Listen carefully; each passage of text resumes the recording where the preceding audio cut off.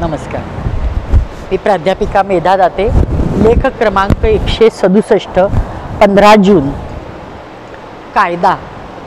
कायदा शब्द डोळ्यास आला की शब्दानेच आपल्या डोळ्यासमोर कोर्ट, ते काळे डगलेवाले वकील, हे सगळं चित्र येतं. पण व्यवहारात माणसाचे जीवन समृद्ध आणि सुखकर व्हावे म्हणून कायद्याचा बडगा दाखवला जातो. नैतिकता, समाजभान याचा विचार करून कायदे केलेले असतात. दंड, कारावार या भीतीने सर्वसामान्य माणूस कायदा न मोडण्याकडे आपला कल ठेवतो. पण अगदी हाच विचार करून वेदांनी पण माणसाला एक चौकट आखून दिली आहे. ती जीवाच्या कल्याणासाठीच घातलेली आहे. ती मोडून कशाला पाप ओढवून घ्या, अशी सर्वसाधारण पापभीरू समाजाची धारणा होती. इथे कारावासाऐवजी दारुण नरकवास भोगावा लागेल असे पक्के समजले जाईल आणि म्हणून त्या वेदलिखित चौकटी बाहेर जायला माणूस धजावत नसे. अर्थात ही गोष्ट प्राचीन काळची. आज जीवनाची गती वाढली आहे. माणसाला म्हणजे दिवसाचा मेळ घालायला वेळ पुरत नाही आहे.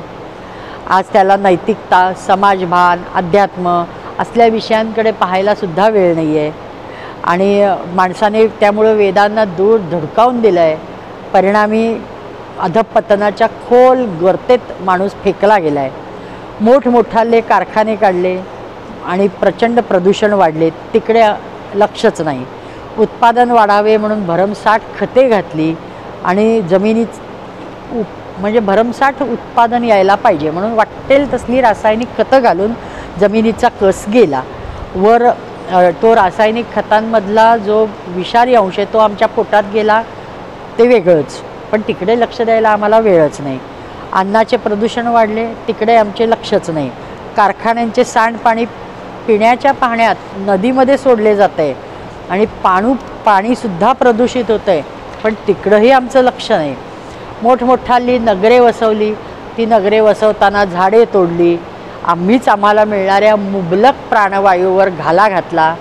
आपण निसर्गाचे म्हणजे मानवी जीवनाचे नुकसान केले किंवा करतोय हे आमच्या गावीसुद्धा नाही. आणि मग मात्र प्रदूषणाच्या महासागरात अवघ्या विश्वाचा पसारा डुबतोय. व्यवहारात न्यायाधीशाला पुरावा लागतो. देवाच्या न्यायाला कार्यकारण भावाने तत्काळ पुरावा मिळतो.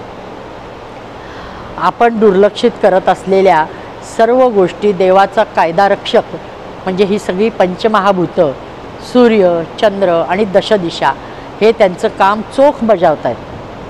आणि कृती केली किंवा भोगा परिणाम. त्याच्या जोडीला खोटे बोलणे, चोरी करणे, हेतुतः दुसऱ्याला त्रास देणे, दंभ करणे, लबाडी करणे, हातोहात कुणालाही फसवणे, या सर्वांची आपल्या लेखी पुराव्याशिवाय शिक्षा मिळतेच. त्या कायद्याला सामोरे जाण्यापेक्षा 2-5 मिनटं उत्तम कर्म म्हणजे अग्निहोत्र केले तर सत्कर्माचा प्रभाव इतका वाढतो की वाईट कर्माची इच्छाच होत नाही. वासना समूळ नष्ट होते. मानसिक प्रदूषण कमी होते. निसर्गाला मदत मिळते. आपल्याकडे भरपूर आहे, मग इतरांना दान द्या ही भावना मनात येते, म्हणजे दान घडते. ह्यामुळे समाजाचा आर्थिक समतोल साधला जाईल. अग्निहोत्रात रोजच्या रोज दान आहे आणि वर इदम न मम म्हणत दिल्याने सगळ्या जगाचे आहे याचे भान राहते. अग्नीला साक्ष ठेवून कर्म केल्याने ईश्वरीय कायद्याच्या कचाट्यातून आपण सुटतो.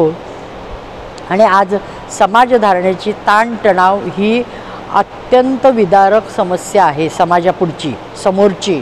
आणि ते सगळे वेळच्या वेळी केल्याने सगळ्यांच्या ऋणातून आपण मुक्त होतो. त्यामुळं मन आपलं आनंदी राहतं, तणावमुक्त राहतं, प्रसन्न राहतं.